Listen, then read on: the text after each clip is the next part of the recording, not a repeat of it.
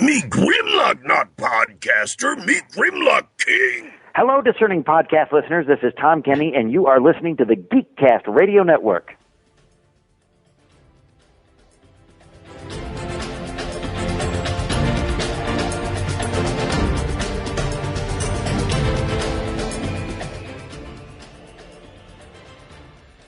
Hey, it's Mistress Carrie, and you are listening to Studio 2009. I mean, we're going to have to tell the Coast Guard. Mr. Vaughn, you have to contact the shark We're going to have to put extra channel. deputies on because You have to the ring world this is going to come in harbor. here. I don't think either one of you are familiar with our problems. I think that I am familiar with the fact that you are going to ignore this particular problem until it swims up and bites you on the ass. There is nothing wrong with your podcast player. Do not attempt to adjust the volume. Hello and welcome back into our studio. You are now inside Studio 2009, only on the Geekcast Radio Network. I'm TFG1Mike. Joining me once again, as always, is Mr. David Draper. How are you, sir? All right. That's good. That's good. Today we come face to face with Jaws for the first film's 50th anniversary. This movie, I hardly remember watching it as a kid in the 80s. I know I did, but I remember nothing. I watched this today. I watched this like 2 or 3 hours ago for the first time in 50 years. Now, granted, 50 years ago when this came out, it was 5 years before I was born is when this movie came out originally. So I really have no memory of when my mom showed this to me in 86 or 87, or if we caught it on HBO or something, because we were lucky enough to be an HBO household kind of thing. I remember the memes. That's what I remember. I remember the tank in his mouth. I remember, we're going to need a bigger boat. I remember that. And I remember him biting or attacking the back of the boat because the orca. And the funny thing is, the reason why I remember that is there's a Funko Pop moment that Funko made of Jaws attacking the back of the boat. It's hilariously awesome. Bro, there's a very expensive movie Maniacs. They did of the shark jumping up on the boat and getting Quint, and the Lego set that they came out with this year recreates that moment. It's an iconic moment. The movie is iconic. Moment. Yeah, we'll get into that. What are your memories of Jaws? Because you were okay. So yeah, it came out when I was 4, and I was trying to look this up, and I know they re-released it because it was the number one movie in the world for like 2 years. And it created the concept of the summer blockbuster. Like the world we live in was literally created by Jaws. As movie guys. But I remember they re-released it at some point because that was what they did back in the day. They would, hey, this movie's successful. Let's put it in the theaters again. And I don't know how old I was then. I couldn't find the date for that. I'm thinking it was before Star Wars, so maybe 76. But my parents went to go see it, and everyone was talking about this movie that was the biggest movie in the world, and I really wanted to go see it. And my mom would not take me. But she came home and she told me all about this other movie. Because the movie she told me about was not Jaws. It was amazing. When you're like, a 5-year-old and you're being told this crazy, like my brain was like, there's this graveyard of ships and the shark is like zooming through it and all this crazy nonsense that like, it's not in the film. Like if you could make the film that my 6-year-old mind came up with, like it would be amazing. But I don't even remember. Like I saw a video probably in the 80s, like you did. I remember I probably saw Jaws 2 before I saw Jaws because they showed that on TV all the time. Yeah. See, I watching that on like go ahead Showtime it was either HBO or Showtime. It was one of the cables. Yep. Eventually I saw it, and apparently you and I have very different opinions about this film. I think it's a masterpiece. I think it's a classic. It's got. Here's the thing: is I know you're going to say over and over and over and over. and over again. Okay, somehow now maybe in 1975 they weren't able to create a photorealistic mechanical shark. You don't know what I'm going to. Film is not. I know exactly. It's in your thing on your Discord. You don't know. The shark still looks fake. No, it's not. It's recording a Sharkcast. It doesn't say that now. It shouldn't. It doesn't say that now. Yeah, it did. Well, now that I changed it, yeah. Point being, it's about the characters and the story. Yes, so absolutely. It's about, like, the shark is, I don't want to say incidental, but the shark could be almost anything. So basically what you're saying is the shark is Indiana Jones. He makes no difference to the story. No. Considering they found... No, I know. But I was going to say, considering they found another shark before they found Jaws. But anyway... Yeah, no. Well, they found the tiger shark. That was not the tiger shark. Yeah, that was not the. The point being, it's not about the shark. I mean, at the end of the day, it's about the shark people. Is the. Yeah, it's about, and specifically, it's about these. By the end, it's about these three people and their characters and their arcs, and that's why this is. And I mean, the irony is, famously, because it's become like a Hollywood. The word I'm looking for, not mantra, but it's the Hollywood legend. The story is that the fucking shark didn't work, so they never showed it, and that made it scarier because the shark did kind of look fake. So that, like, what is it? Strength from adversity. Using a flaw to make your film better. Yep. And a lot of horror films for a while. I mean, Alien in particular. That's been one of the big complaints. I'm tired. Complaints about Alien Earth is that they show the fucking xenomorph constantly in, like, bright daylight. Yeah. Whereas in the original, you never really got a good look at it. Like, the whole point is you never get a good look at it, and your imagination, ironically, going back to the story I told about, like, being told the story of Jaws, your imagination conjures up stuff that's way more impressive than anything the CGI guys can do or the special effects guys can do. Yeah. Absolutely. So I was looking and I was trying to find a specific date here because it does, in the Wikipedia article for this, it does talk about the theatrical run. Now, Jaws was released in theaters June 20th of 75. So what they say about the theatrical run is that even though it opened on June 20th, later in, does it say a month earlier? That's not, no, I don't want that news. Sid Schneinberg, reason to marketing. It is possible that it wasn't a re-release. Okay. Back in those days, movies, we didn't have, like, everything got released on the exact same day, the exact same hour. Right, yeah. It's actually a fairly new thing.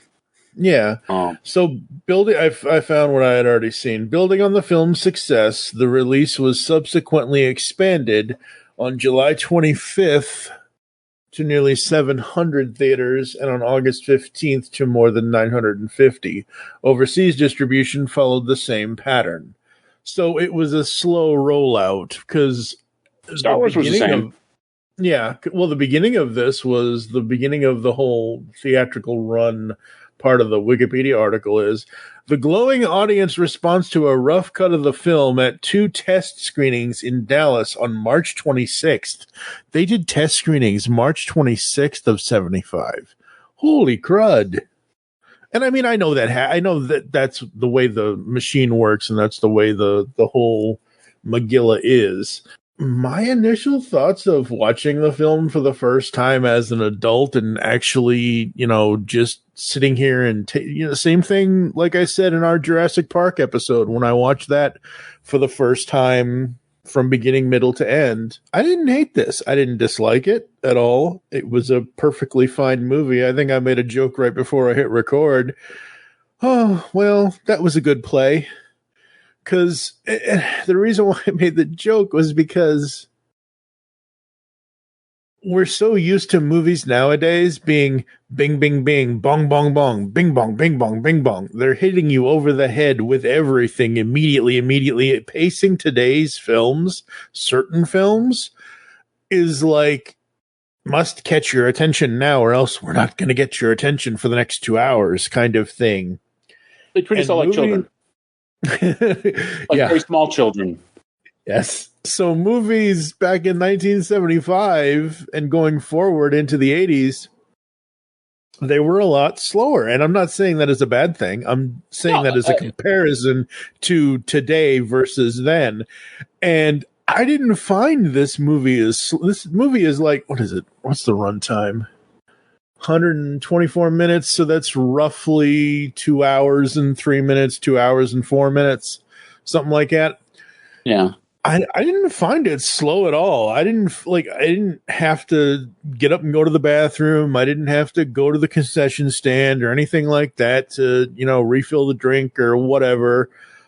I sat here, I watched the movie, I enjoyed the movie. I like Roy Schneider, I like Richard Dreyfuss.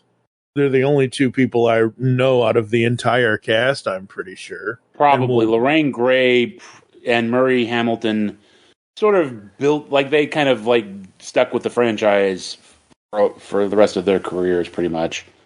Yeah. And Robert Shaw, he was also in The Sting. Like, that was his big... Yeah. Sting was his big breakout movie. And then he was in this, and then he died, sadly. Yeah. He was... I can't remember if he won the Academy Award for this or not, but he was fantastic. Yeah. And that the famous Indianapolis speech, he came up with that. And it's weird. There's this whole... I'm going to tell it badly, but there was this whole thing where he had come up with it, and he was like... And Spielberg was like, do you want to, rehearse it or work it out? And he's like, nah, we'll do it. And we'll do it. Don't worry about it. We'll do it live. Yeah. No, well, he didn't do it with a Brooklyn accent because he's British, but okay, but yeah. I'll get it. Don't worry about it. And he bombed. Oh no! He bombed, and he went home that night, and he got a little drunk, and he called up Steve, and he said, "I'm so sorry." And Steve was like, "Don't worry about it." Well, I can't remember. It was like, "Don't worry about it. We'll try it again." Yeah, something like that. Came back the next day, and they filmed what you saw. Yep. And it's just like, and it's funny because apparently he was, a British age actor, and Richard Dreyfuss was this young punk, American, and the antipathy you see between them in the movie, like this, the famous scene where, Quint crushes a can, and Dreyfuss crumples a little tiny plastic cup. That happened in real life. Oh my god! And they were like, "Oh, that's brilliant. We'll use that in the movie." Like, yeah, we hate each other. Okay, great. But they apparently really did not like each other. Jaws was based. I mean, I don't know. You're quiet. Jaws was based on a best-selling novel by Peter Benchley, who appears in the... Now, wait a second. There are two ways to deal with this problem. You're either going to kill this animal, or you're going to cut off its food supply. Larry, we have to close the beaches. Ooh. Technical difficulties. Let's move on, shall we? Ladies and gentlemen, there's everything wrong with your podcast player. Please adjust the volume because... There's nothing wrong with the player. It's the podcast, sir. That's right. No, it's the podcaster, and it's the fact that a year ago the power went out and everything got fucked up. So the previous 28 minutes you heard was from a year ago. I wanted to preserve that audio because we worked our asses off for it, and it was due to a storm that audio got lost and everything else. But TFG1Mike and David Draper are here to still talk about Jaws, which is now 51 years old. Last year was the 50th anniversary of Jaws, and the shark still looks fake. And he's not even going to respond to it. I know he won't, but that's okay. Because it's so lame. I know. It's not Back to the Future. I wasn't afraid of the shark when I was 4 years old, and you just constantly have to be like, "Oh, the shark looks fake. Shark looks fake. Shark looks fake." It's just not Back to the 50 years to watch that movie, but yeah. Are you going to include the part where he screams like a little bitch beforehand?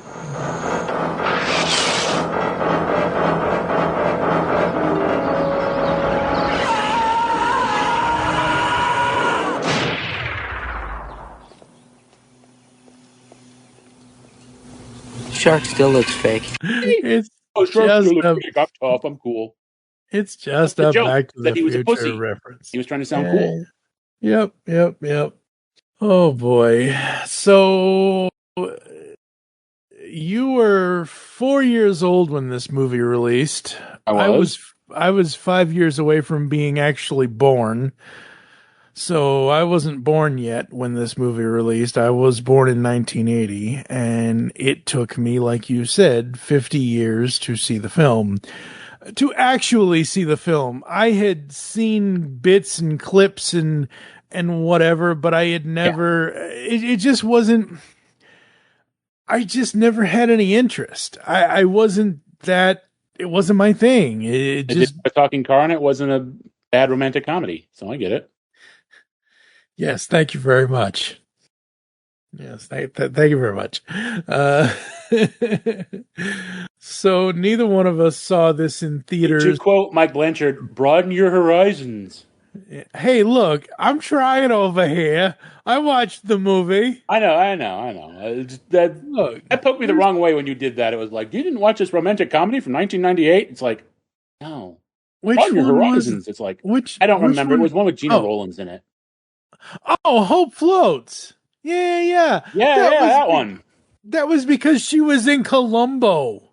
Yes, I know.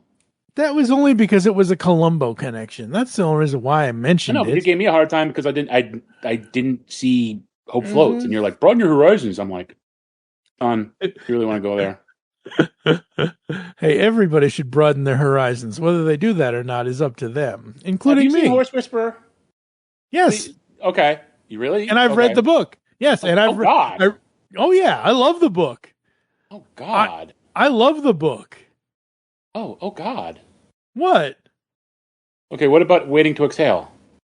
No, I have only seen bits and pieces of Waiting to Exhale. Okay, well that's okay. So you're not. But I know the music from it. You're not a complete masochist. Okay. What? Those movies. Oh my God. Those movies were why I will not watch romantic. I will not watch quote chick flicks. Because it's like, oh my. I get it. Men are scum. Thank you. Oh, men are scum. Oh, are men scum? Oh, this had nothing to do with the decisions you made. Oh, and by the way, because we just lost Sam Neill. Yeah, Sam Neill. I'm getting his first name confused. I'm old. Yeah, no, it's Sam Neill. He was the good guy husband who bitch wife cheated on in Horse Whisperer because he wasn't Robert Redford. It was like, I'm sorry, I'm not gonna be Robert Redford, but I'll be lucky if I got near Sam Neill. But I'm on Sam Neill's team. I'm on Team Sam. I hope the horse kills you, lady. Anyway. Oh my God! Hold on. Give me 2 seconds. Hold on. Okay, let's cut all this. This has nothing to do with the shark. No, we're not cutting any of this. Oh my God! I forgot he was in Horse Whisperer. He was the husband who got cocked. Oh my God! Christian Scott Thomas. Yeah, I know who played Annie, but I forgot. No. Look, man, I read the book before I saw the movie. I like the book. The movie did things complete like movies usually do. Like movies like Jaws that changed the book. Well, I never read the book. I'm going to knock you back on topic whether you like it or not. No, right? No, absolutely. And I never read Jaws. I've only seen the movie for Jaws. You didn't miss much. Yeah, okay. Then, well, there you go.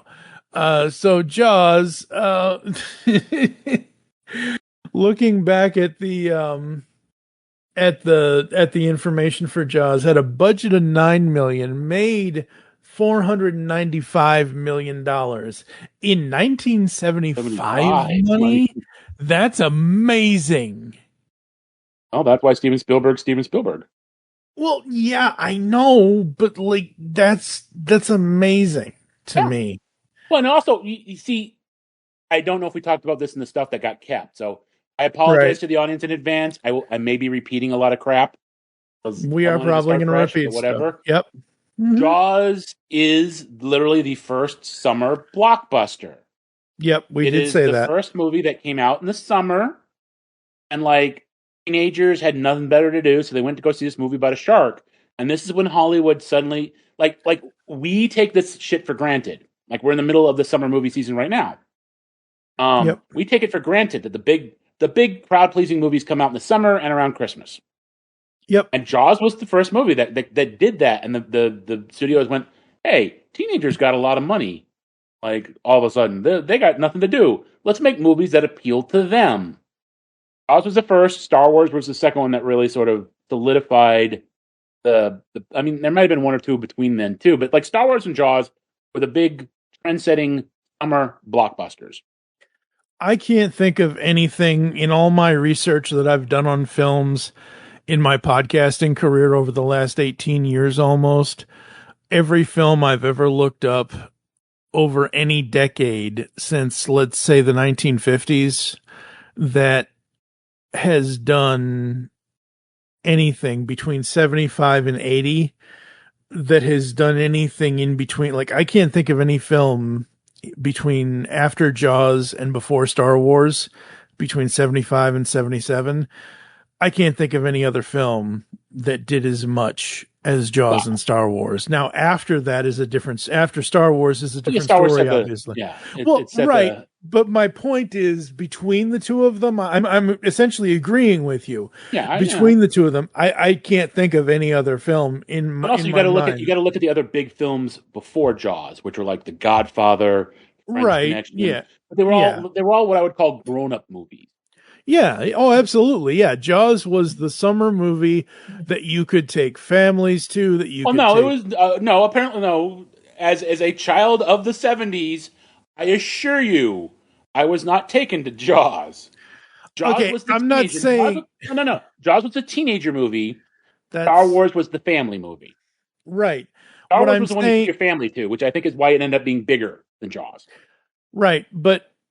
Okay, let me rephrase. When I say family, I'm talking about the teenagers, because teenagers, you still had to have an adult to go to a rated R movie. So you still had to take the family. What? Oh, Mike. What? He's our boy. He's very special. What? We love him. No, I'm not. You still had to take a Oh, Mike. You're so cute. You could sneak in. I know you could, but come on now. Oh, could you? Let's see. Aliens came out in 1986. I was 50. Yeah. No fucking way. My mother took me to see that one.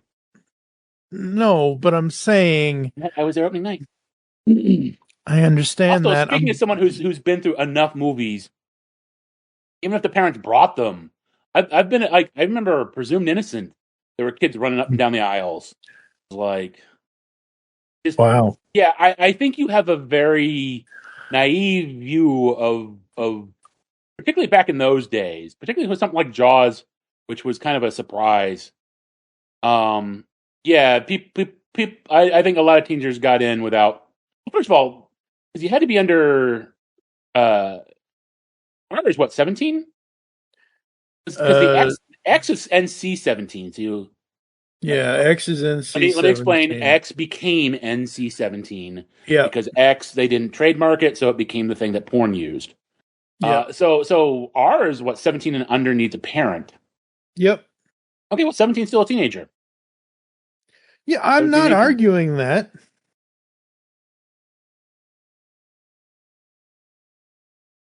Yeah, I'm not arguing that at all. I'm just saying you still needed an adult to go. So teenagers were needed.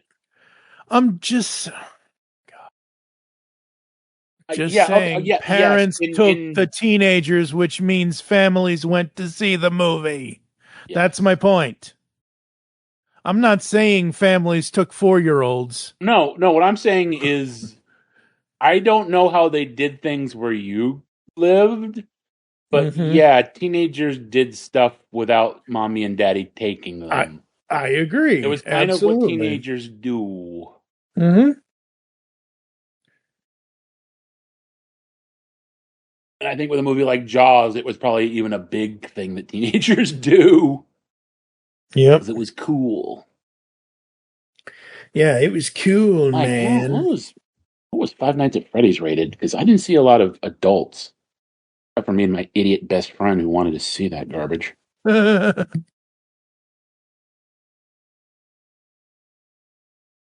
Anyway. But I don't remember. Like, I just remember that the thread of this all was that Jaws was and the thing is that $9 million was considered kind of expensive. Like that movie was Yeah, it over was. budget. Like that Yep. movie was about to sink. No pun intended. Spielberg, because he went horribly over budget, and it was just it turned around and made like a ridiculous amount of money. Five Nights at Freddy's was rated PG-13. Oh, okay. There you go. That explains a lot.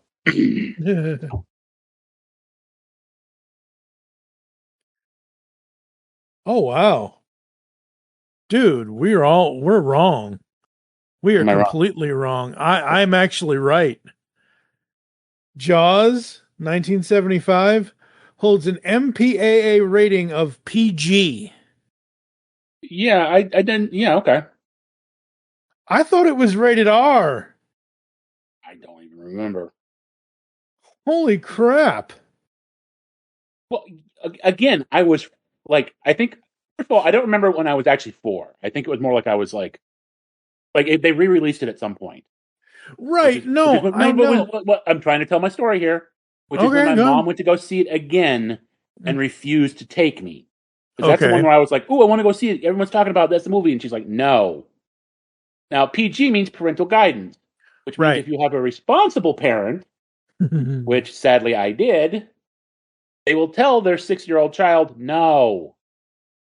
If you have a terrible parent, like everyone I go to see movies with now, they will let their child run up and down the aisles and have nightmares for 10 years. Yes. Yeah, no, I know back in those days, rate the MPAA, a lot of movies, they didn't know what to, like, there are a lot of movies that are rated G and PG that today probably would be PG-13 and R. Well, okay, you know the story of that, right? Yeah, I kind of remember it, but again, it's our pal Steven Spielberg. Yep. Did Gremlins. He didn't make Poltergeist, but he produced it. Yep. And he did Temple of Doom. But he's Steven Spielberg. The MPA, at that point, he was Steven Spielberg. He wasn't Jaws Steven Spielberg. He was post-E.T. Steven Spielberg. So the MPAA wasn't going to, like, mess with him. But Temple of Doom and Gremlins, and I think Poltergeist might have been hard. I'm not sure. But Temple of Doom and Gremlins especially were, like, pushed the PG rating. So they were like, we need a new thing. So that's why they made PG-13, because they needed something that they could, like, you know, accommodate movies that, you know, were a little not quite R-rated, but not quite. Because at that point, G is kind of like the death sentence for movies, or for a long time, and PG is kind of like the basic. It's become G. Yeah, I mean, PG has become family friendly, where G was supposed to be. In fact, Star Wars was going to get a G rating, but Lucas inserted the famous shot of the guy's arm on the floor. Yep. You know, we don't like you either. Like, that was put there to get it a PG rating. Yeah. Keep it from getting the deadly G rating. Yep. Yeah, it's nuts. And so teenagers could go see it on their own anyway. Yep. So yeah, anybody could see this movie. I couldn't. Okay, well, you say anybody, but I happen to know a very annoyed 6-year-old who. Yes. Although I don't know if I tell this in the I don't know if I tell this in the section that we keep. Yep. But like, his mom came home and told me the story of Jaws, and I don't know what movie she saw. That movie was amazing. Yeah, it wasn't Jaws. But, but damn, it was cool. It had this whole like wrecked boatyard or something, like a graveyard of boats, and the sharks swimming around in it, and you know, a 6-year-old with short attention span, like, it's getting stories told to you, very exciting. Which made me want to see the movie more. Yeah, absolutely. Actually, by the time I actually did see it on video, I was older and appreciated the movie for the quality of the movie. Mm-hmm. Yeah, and that's the thing. Like, movies to me, and like anything, movies, TV, specifically, the visual arts and I say this every episode, I look at things in the time that they were made. Like, I don't look at the stuff to hold it up to today's standards, because that's not what it's there for. Oh. You're not supposed to hold it up to today's standards and lens. You're not supposed to hold up Jaws and see if he can fit inside the Mandalorian tunnel vision thing that Favreau made up to film whatever that thing is, whatever they filmed. Volume? No, the however they filmed Mandalorian season 1 or whatever It's called the volume. Okay. The big projection wall that they did? Yeah, that. Like, volume. I don't, so I don't look at that and wonder, oh, Jaws would never hold up to today's standards. I don't look at that like that. I look at it as, this is 1975 or 70, whenever they originally made it, but it was released in 75. This is the finished final product of what they made. This is the cameras, the microphones, the whatever, the visuals. This is how they made it, and this is a product of its time. And everything I saw, I really enjoyed. There was nothing.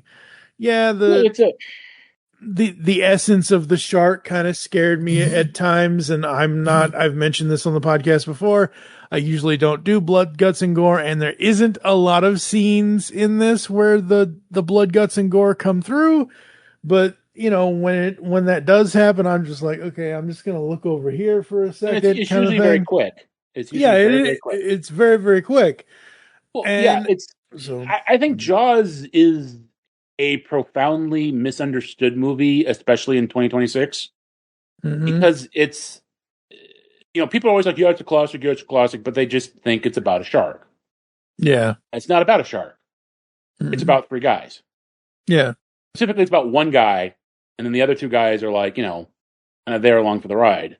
And, it's about Martin Brody. It's a very 70s film. Like, it's got a very Altman feel in scenes where, like, characters are constantly talking. Like, you don't have this anymore in movies. There's not, like, scenes where, like, a dozen characters are talking all over each other, which is a very Altman 70s kind of feel to it. It's a character study. It's and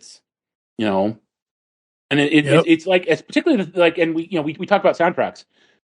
Jaws has the most misunderstood, and I would say, the word escapes me. Like, the soundtrack for Jaws is, even though it's legendary, I believe it won the Academy Award, it's also profoundly underappreciated, because all anybody remembers is the iconic shark theme. Yeah, the dun dun. Yeah, but the actual soundtrack is fantastic. All right, let me look. You can listen to it, and it tells its own story. It's so good.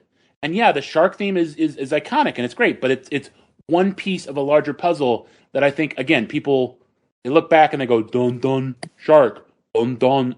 And no, it's a story about a guy who's because Martin is terrified of water. Yeah, and exactly. He lives on an island. He's a guy, and but there's a reason he's on that island, and it's very subtle. The scene where they're mostly Hooper and Clint are comparing scars. Yep. And Martin lifts up his shirt, and you can see there's a little bullet wound in his abdomen, which kind of implies that he got shot on the line of duty in New York and moved to Amity. He took the job in Amity. Yeah. Like that's storytelling, which we in a modern movie, Martin Brody would have a 10-minute soliloquy. It was dark the night I went down that avenue chasing that little punk. It's one, like, and so yeah, like I really feel bad, because I think Jaws has been put so far up. It's weird. Jaws has been put so far up on a pedestal that I think people don't appreciate what a good movie it is, if that makes sense. Like there's a lot of like Citizen Kane. Like, Citizen Kane is actually a very enjoying, interesting, cool movie. But I think a lot of people go, oh, that's the one that the movie snobs all, like, go crazy over. But if you watch it, it's compelling. Yeah. It's got a good story. It's got good acting. It's kind of heartbreaking. It's fascinating. Yeah. It's also got a shit ton of special effects. Yeah. Like you don't realize what a special effects bonanza that movie is. Yeah, absolutely. But like people are like, that's the movie. Like, yeah, it's a classic. It's the movie snob movie. It saddens me, particularly as someone who's grown up through this era that has become. It is weird, as someone who's grown up through the 70s and 80s, to see the stuff that I just kind of took for granted. Was the background of my life that has become mythical. Like Star Wars, like Jaws. Like, a lot of the TV shows and movies that everyone like makes a big deal out of now. Like, it was just the stuff I grew up with. Yeah, absolutely. Well, and the thing is, the stuff we grew up with is we turn it all into legends for us. We turn it all into legendary stuff. It's not like everyone's like, oh, I'm going to put the rose tinted glasses on. It's not about that. It's about the fact that we grew up with it and it means something to us because we grew up with it, kind of thing. There's an element to that. I also think there's an element, there is a big, strong element to that, but I also feel like there was, at that time, there was a desire, like, I do feel that movies aren't as good nowadays. They don't put the effort into the craftsmanship. Movies had to be good. Yeah. Movies had to have character. Movies had to have story.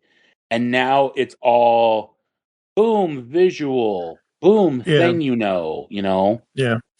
Well, it's funny, and I think Steve Megatron and I are going to do an episode on the podcast about, we're going to discuss the Netflix film with Matt Damon and Ben Affleck, The Rip. When they did the press for that, Netflix basically came out and said, and even Ben and Matt said, Netflix told us the way they wanted us to do this is every 15 minutes or every 20 minutes, part of the dialogue or part of the movie, we remind you what the plot is because we don't want you to lose. We don't want you to forget what the plot is. And I'm sitting here thinking to myself, movies today should not have to remind you. If it's a 2-hour movie, every 30 minutes, you should not need to be reminded what the plot is supposed to be, what the objective is supposed to be. That's silly. But anyway. Can I tell you a cute little story, or not a story, but like, sure. So I was just talking about Citizen Kane. Mm-hmm. There's famously a moment towards like the last third of the movie where there's like a cockatoo that suddenly screams. Right. Okay. And the reason they put that in the movie, they made Wells put that in the movie because they were worried that the audience was falling asleep. Oh no! So that's why that weird cockatoo goes. Yeah. Wake the audience up. So there's producers have been stupid from the dawn of movie making. True. But yeah, like if it like the sad, heartbreaking irony is if a plot's good, you don't need to be reminded of it. Yeah, exactly. Okay, Jaws is a bad example because I mean, obviously, like you're not going to forget there's a shark out there. But I don't know if a plot's good, you should be engaged and want to know what happens next. Not like, oh, by the way, don't forget. Like it's such a symbol of bad writing that you gotten to a point where you got to go, oh, by the way, this is what this thing like kind of like this podcast where we keep going. By the way, this is about the movie Jaws. Just so you don't forget, this is about the movie Jaws. Yeah. But again, Jaws was the first major modern blockbuster. So I do think that, in a weird way, I think the last time around we talked about the movie, but it did create the world we live in. So I think talking about all these things is relevant. Yeah, absolutely. Really quickly, going back to the soundtrack, awards and acolytes. John Williams won several awards for Jaws soundtrack in March 1976. He won a Grammy, a BAFTA, and the Academy Award for Best Original Score. The score itself won a Golden Globe for Best Original Score at the 33rd Golden Globe Awards. In 2005, the American AFI ranked Jaws 6th in its 100 Years of Film Scores, a list of the top 25 film scores in American cinema. So it won. The score did win awards. Absolutely. And deservedly so. But I'm just saying, like, all anybody remembers. is done. Yeah, that's Which is very what is a true. little, like, heartbreaking, you know. Yeah, it is On the very. one hand, it's heartbreaking. On the other hand, it's like, yeah, that's humanity.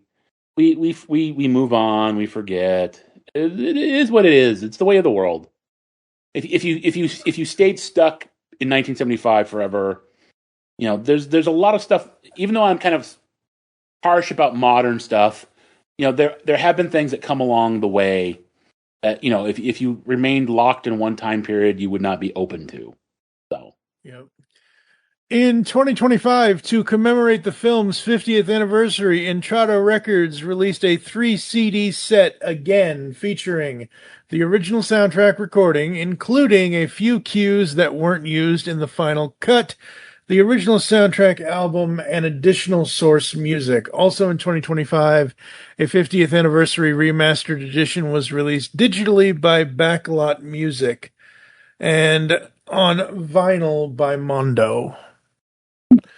So the score is out there, folks, wherever you may want to find it. And I am probably going to seek it out because I kind of want to hear this guy. I love music scores. I love movie, TV scores, video game scores. I love all that stuff. So I'm probably going to seek it out and listen to it at some point on Spotify. And I think I'm not, and I can't remember if this came up when we were doing the episode the last time.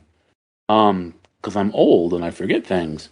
Mm-hmm. But Williams did the soundtrack for the second one too. I remember I tracked that down. No, I'm pretty sure of that because I remember I tracked that sucker down, which was expensive and annoying. Let me double check. John Williams returned to score Jaws 2 after winning an Academy Award for Best Original Score for his work on the first film. They almost got Spielberg back for that. That would have been his first sequel, but yep. They couldn't work out they didn't give him enough time to work out a better story. Yep. Ironically. I do not see labels. MCA Records original release, Entrada Records expansion. So it's probably on Entrada.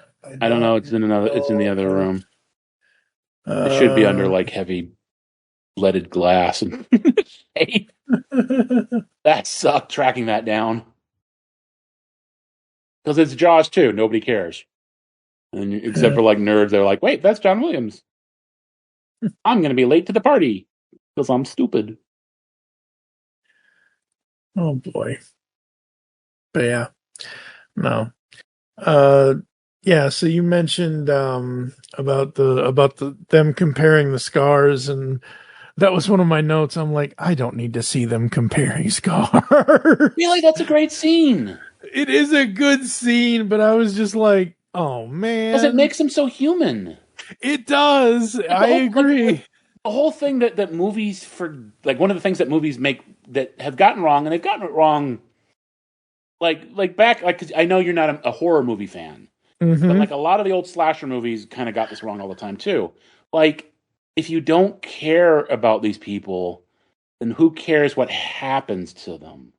You know what I mean? Yeah. Like, that scene invests you in the end of the movie because you've seen these guys drunk and a little silly. You know, mm-hmm. Marianne Moffat, she broke my heart. You know, and then of course it leads into the Indianapolis speech, which is a very famous speech, which Robert Shaw frickin' came up with out of his butt.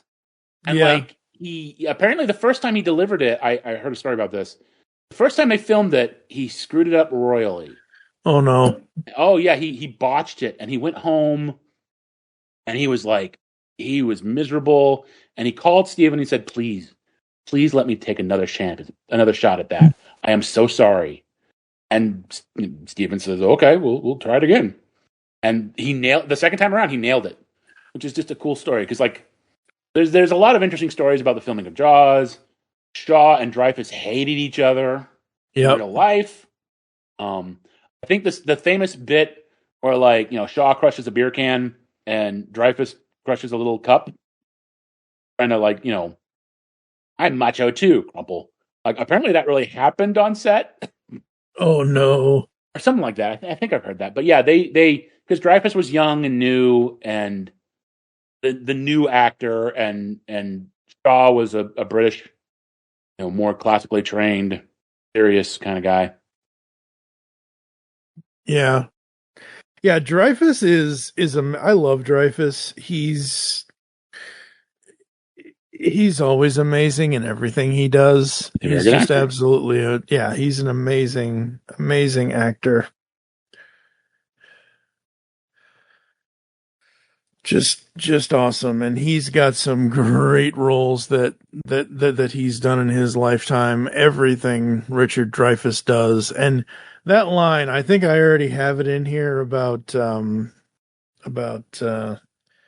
already says it about the shark. Well, the shark's just gonna bite you in the ass. Yeah, no, Dreyfuss, Richard Dreyfuss, man, that dude just.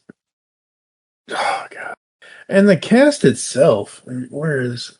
Yeah, it's a great cast. Why am I drawing a blank? Roy Scheider. Yep. Is it Scheider or Scheider? I think it's. It is Scheider. Sorry, yeah, you're right. He's a great actor. He was fantastic in all that jazz. And then Shaw and Dreyfuss are great.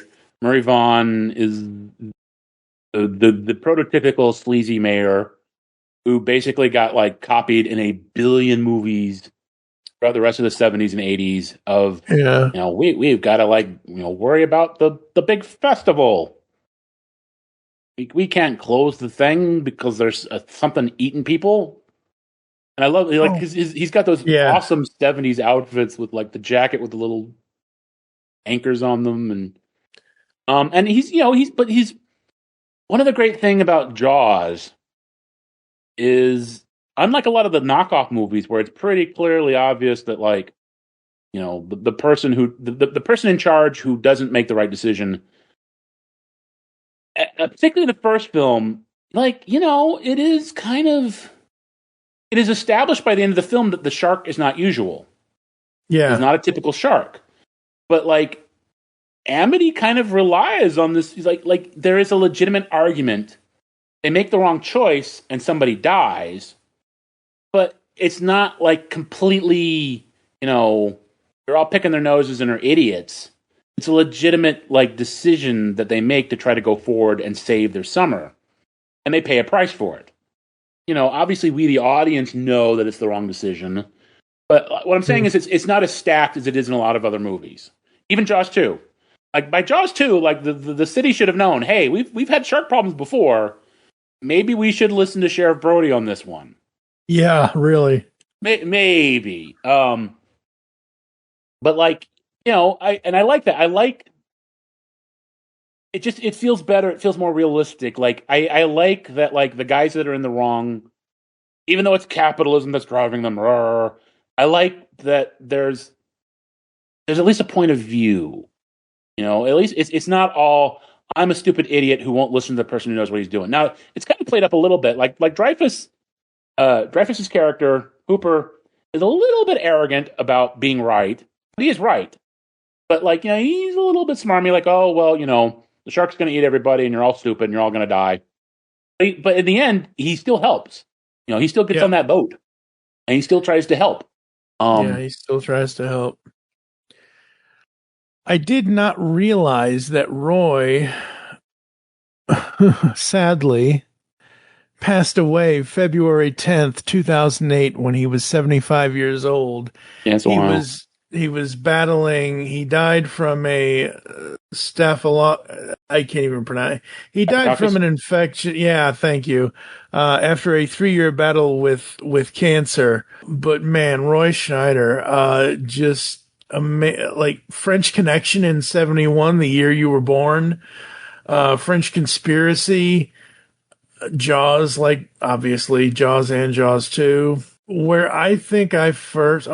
Wow, is he in all of them? No, he's only in Jaws. No, he's only in the first two. And he did not want to be in the second one at all. Well, the funny thing is, he's in 1 and 2, but he's also in Revenge. He's in. They used footage, but he was not. Oh, okay. They used footage of him. Oh, because I think they used the footage where he's at the dinner table, and the kid is like, and this was based on a real thing actually when they were filming Jaws. Like Spielberg saw the kid who was playing one of his sons kind of mimicking him. So they set it up like that scene where he's like going "Rrr," and the kid's going "Rrr." It's really cute. Yeah, he did not have an active role in that movie. I assure you, sir. Okay, no, I believe you. No, I'm just telling you because I don't know what IMDb is telling you, but I have seen that movie. Okay, where it paid for what's his name? British actor Alfred. Oh, Alfred Molina? No, Alfred from Batman Begins. Oh, Michael Caine. He paid for Michael Caine's mother's house. That movie paid for Michael Caine's mother's house. Nice. You don't know that story? No.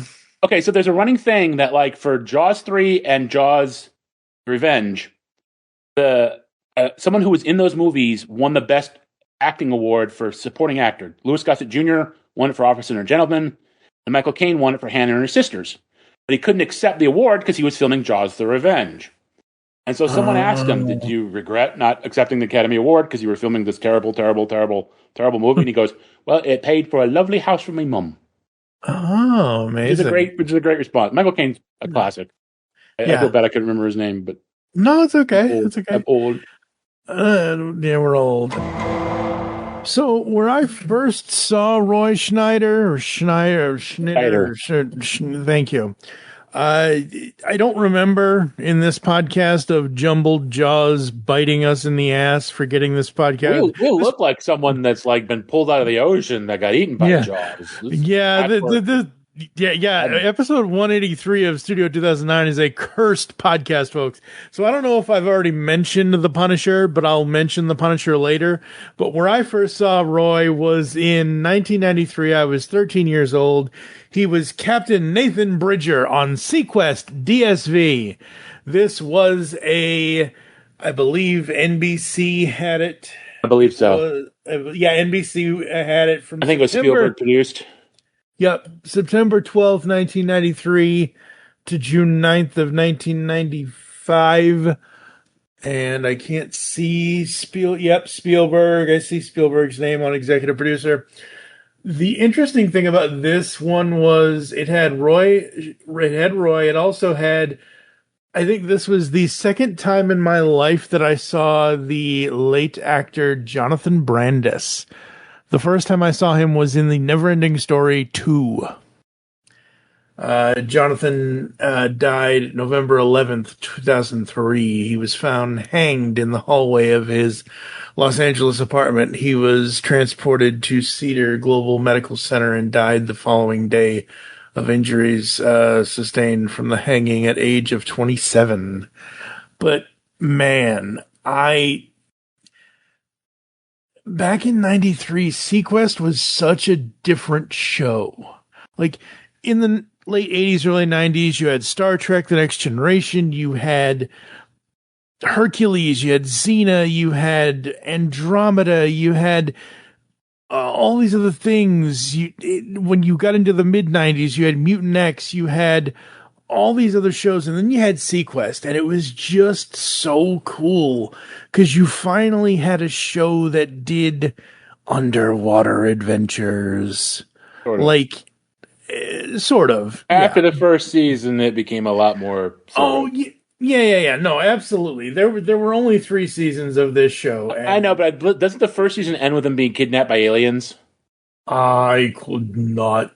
I'm pretty sure either the first or second season they get the Sequest gets taken away by aliens. Because the first season kind of didn't get good ratings. The first season was serious. It's one of those classic, like we're talking about Sequest rather than Jaws. It was one of those classic, like the first season was serious and legit and didn't get good ratings. So it's kind of like Space 1999. Then the next season was stupid. Yeah. The final episode of season 1, Higher Power. An emotional time is at hand, and the Sequest tour of duty comes to an end. Chief Crocker faces his retirement. Romantic relationship, most emotional of all, is Lucas, who realizes his father is hardly a part of his life anymore. However, when the Earth's crust begins to crack open underneath his father's power plant, The world is threatened by an unstoppable rise in the ocean temperature, which will melt the polar caps. With lava seeping into the sea, Bridger must sacrifice the sequest in order to save the world. So, no, it has nothing to do with aliens in the first season. I don't know. But anyway, at the time, I absolutely loved that show. I think that show was a good show, and I that's, again, where I first saw Roy, and he was an awesome actor in that. The next time I would see him was as... Ooh. Okay, in the first season finale arc, the crew discovers an ancient alien spacecraft entombed in an undersea rock face deep on the ocean floor. Okay, but that's not... But the final episode of the first season has nothing to do with aliens, though. The aliens have no... Finale arc. Such great patience. Yes. 1 year before The Punisher, he played in several episodes. This is interesting. You'll like this, I think. Hopefully. Yeah, probably not. He. Wow. I'm just being difficult. Yes, I know you are. He played Mark Ford Brady in Law & Order: Criminal Intent, and Mark Ford Brady is Robert Goran's father. Okay. Yeah. And then, like I mentioned, in 2008, he played Castle Sr., Frank Castle Sr. in The Punisher, in the Thomas Jane Punisher. So yeah. I'm old, so I know him more from, like, he was the brother that got Dustin Hoffman in trouble in Marathon Man with Bob Fosse and all that jazz. Yeah. That's kind of where I know him from. Yep. And Jaws, obviously. Yeah, and Jaws, obviously. But yeah, no, absolutely. So yeah. And then I did want to briefly mention, because I don't think I mentioned it already, we got to talk about Dreyfus. I don't think we talked about it. We did. We talked a little bit about Dreyfus. We did talk a little bit about Dreyfus? Last time, yes. I remember that. Okay. I love Richard Dreyfuss. He's an amazing actor.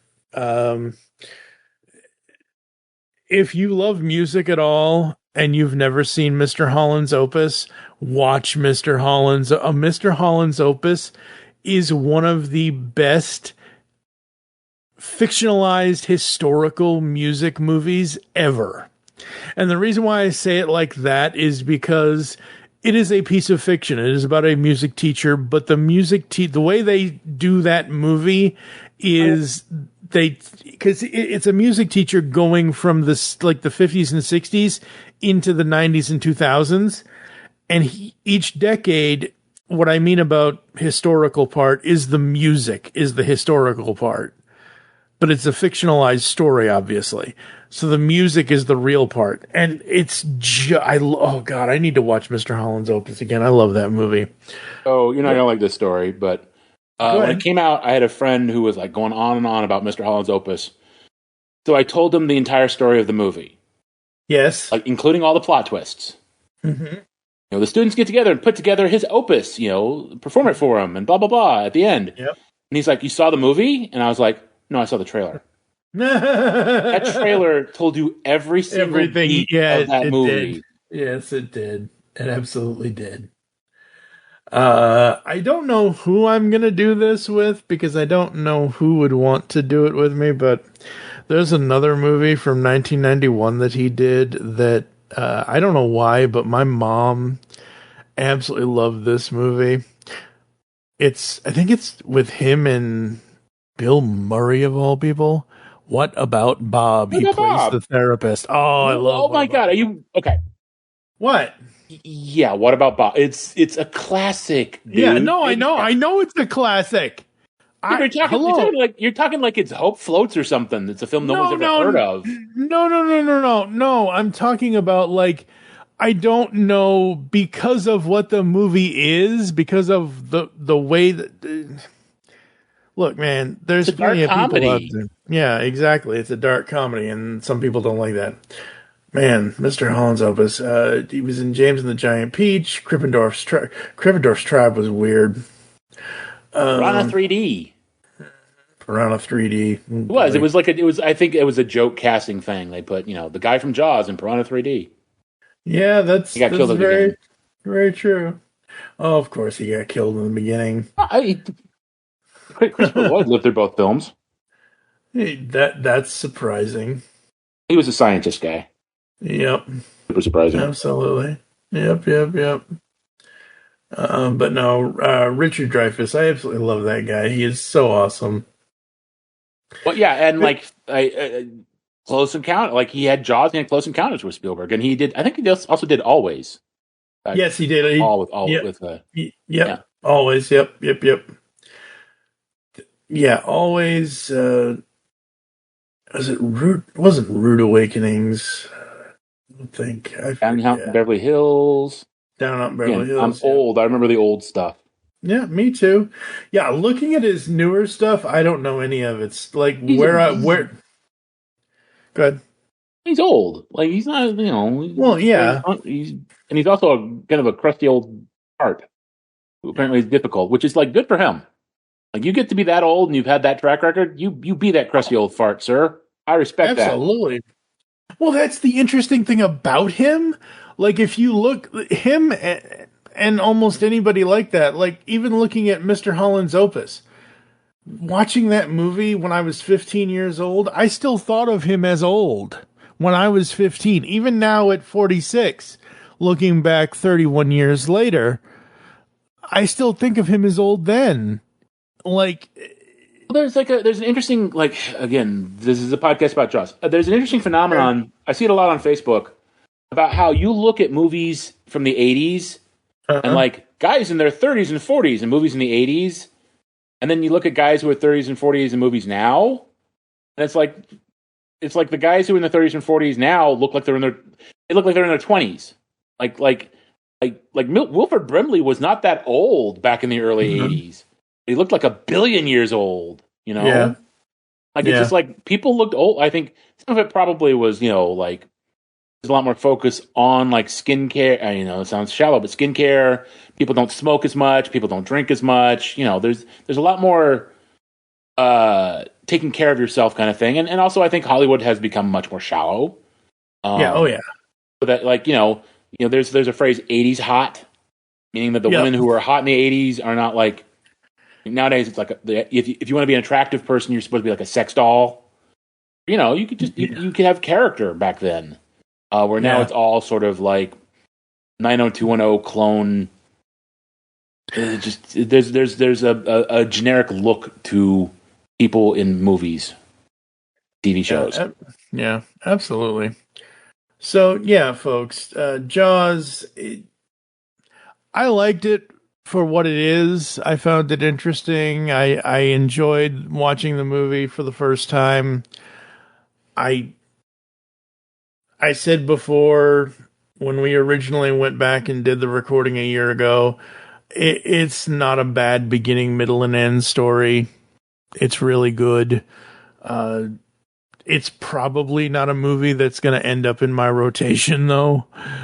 There are a lot of movies that I've seen that I've really enjoyed seeing them for the first time, and I might go back and watch it a second time. But after that, I'll just file them away. There's a lot of movies, man, that I just don't like. I don't know. I think about a lot of movies and I'm like, maybe I want to watch that. And then 10 seconds later, I'm like, nah, I don't want to watch that. It's also kind of it's also a thing where it sounds stupid to say this, but at some point, more movies keep coming out. You know what I mean? Your list of movies you want to revisit gets longer and longer because there's more movies. Jaws will be one that I always go back to. I love it. I think it's brilliant. I love the three characters. I love the story. I love the music. I do. Before we leave, I do want to because I don't know. I think I told this when we recorded it, but I don't know where it was on the recording and if it got lost. Mm-hmm. There's a cute story about the woman who played Mrs. Kintner. Okay. The mom whose little boy got eaten on the 4th of July. She went into a restaurant and she was looking at the menu on the board, and there was an Alex Kintner sandwich. She thought that was funny, and she ordered it. And then she said, tell the chef. And tell the chef like I was his mom. And the chef came out and goes, "Mom," because it's the kid who played Alex Kittner. That's so I think that's nice. a cute story. Yeah, that's really awesome. That is very awesome. What are we going to rate Jaws 0 to 5 with half points? 5. Okay. I know you don't. It's not your kind of movie, so I get that. But I think, for me, I love it. I love creature features. Mm-hmm. It's a Spielberg film. It's classic Spielberg. It's got great. It's got everything. It's a 5. I'm gonna give it a 4. I'm only taking 1 point off just because I don't do the blood, guts, and gore kind of thing, and there's not much here. There's only a little bit, but 1 point. 4 is still a good score, so I'll give it a 4. So that's that, folks, and here's hoping the shark doesn't bite us in the ass again. We're gonna send you to a quick podcast ad break. What? Please don't lose this one. Yeah, no. I love this movie, but I'm a little tired of talking about it. Yeah, I know. Me too. Which is why half of this is we're not talking about it. No. Like literally, as we've fixed this episode, this is the Red Letter Media Star Wars Holiday Special episode where they spend the whole episode not talking about the holiday special. Yeah, exactly. As we've behind the scenes, folks, as we've recorded this, I've literally exported the stuff, opened the file, shown Dave, look, it's in there. I'm editing it right literally as soon as we finish this whole recording session, because we're recording Columbo episodes after this. I'm literally going to export it and edit it and put it online as soon as I've got recordings all day today, and I'm doing all of this today, and it'll be in your podcast players by midnight tomorrow. But we're going to go to a quick podcast ad break and hope the shark doesn't bite us in the ass, and we'll be back right after this. Hello, geeks and geekettes! Looking for a podcast that covers a vast array of topics?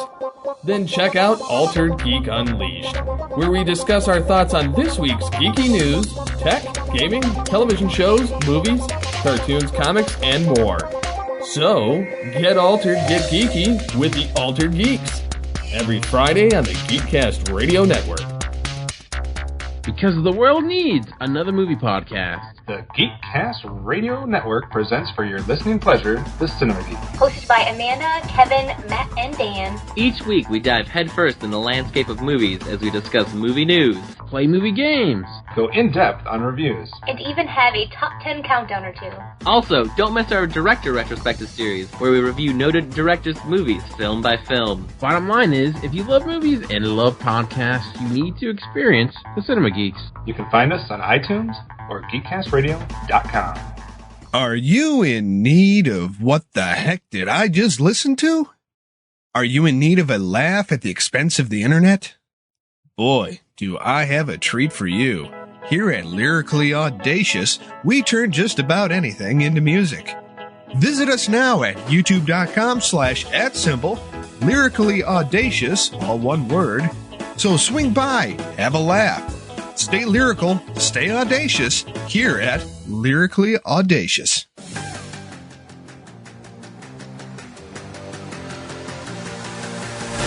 Hi, welcome to Up Nerd. What is Up Nerd? Up Nerd is a podcasting network of shows hosted by me, The Uneven Flow. People have told me I like to talk at them about a pretty wide range of topics, comics, games, movies, books, whatever. And now I'll be able to talk at you. Along with the weekly show will be 2 bi-weekly shows. First we have Find You Pick, a show where one host picks a movie, then both hosts have to watch it. Then the next episode, the other host picks the movie. Each show will have a breakdown of why it is that movie was picked by that host, after which will be a discussion about what it is we just watched. Lastly, we have the show Top 3, Bottom 3. Similarly to Find You Pick, one host picks a television series, and the next week, the pick alternates to the other host. Here, the episodes of the show are chosen by the top 3 episodes and the bottom 3 episodes.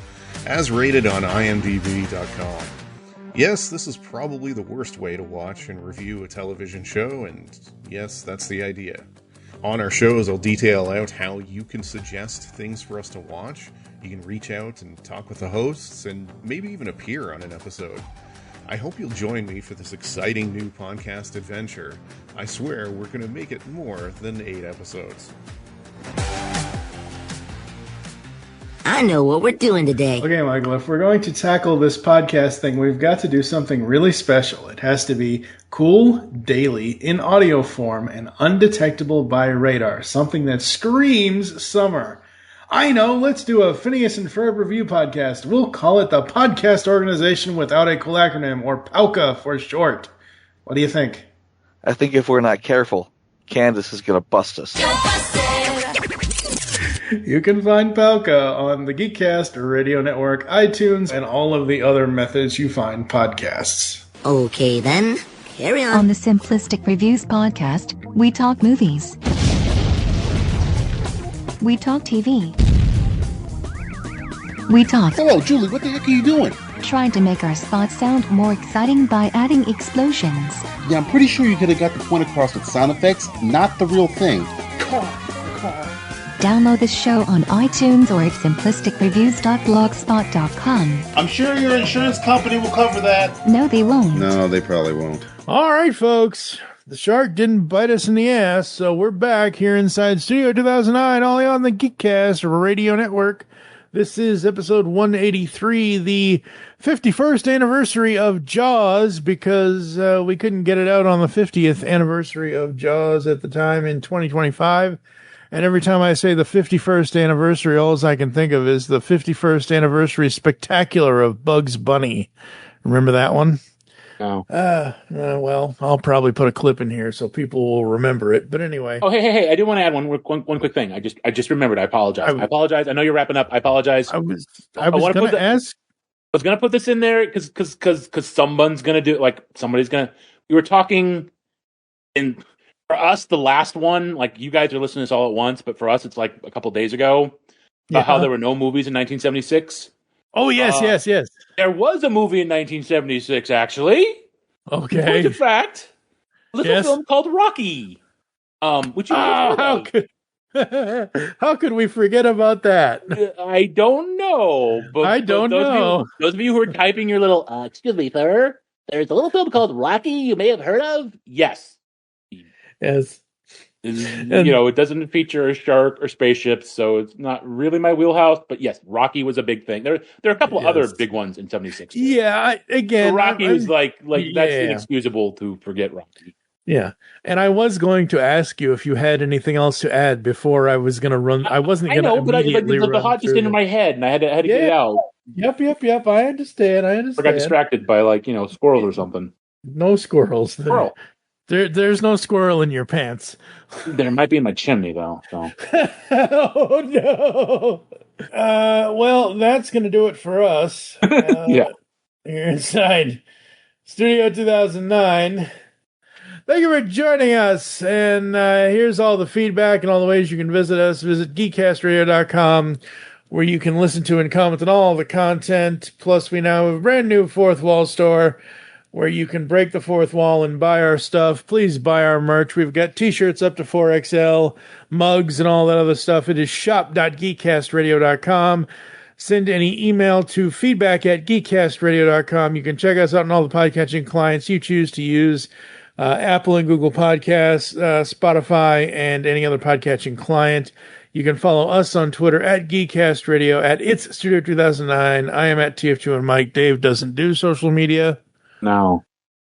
Become a fan on Facebook. Go to facebook.com/Geekcast Radio Network. You can also check out Studio 2009 over there as well. Join us next time when what am I doing? There. Yeah. Yeah. Join us next time when I will be jumping back into the studio to talk about the origins in television with my buddy Christopher A. Morton, a.k.a. Moose. So he's going to go under the knife for the origins in television. For now, I am TFG1Mike with David Draper. You'll hear us back in the studio soon. Oh, there it is. I'm an idiot. Well, you must admit I've got pretty good taste, haven't I? You finished with this? Yes, and I know as much about the murder as they do. Oh, I'm a hero. I was shot twice in the Tribune. Well, I read where you were shot 5 times in the tabloids. It's not true. He didn't come anywhere near my tabloids.